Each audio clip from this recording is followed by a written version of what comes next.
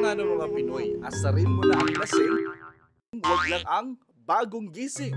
Kaya ayan, for the makpol ang fur baby ng Coronadal na si Brownie. Morning. Aakalain mong nag-overnight duty siya dahil ayaw pang bumangon. Sweet naman ang fur dad na si Hens habang siya'y ginigising.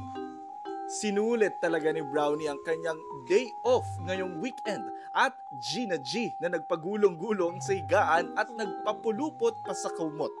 Happy ending naman para sa kanya dahil ang extended sleepcation niya with matching hele pa from fur dad.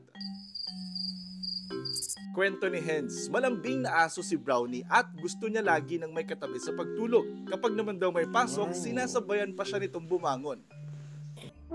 Instant obstacle course naman ang ganap ng mga Persian cutings na nagpapahinga sa hagdan. Napasabak tuloy sa ninja moves ang kanilang fur dad. Iilid lang ako mga boss